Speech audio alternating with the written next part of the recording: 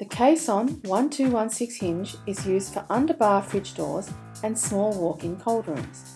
The non-rise action keeps the door at a constant level throughout the pivot range. It's very easy to convert the Kason 1216 to a spring hinge for self-closing functionality. You just need to buy the K1216 SK spring. To install the spring into the hinge, you will need a Kason torsion bar or a small screwdriver. Place the adjustment plate inside the hinge.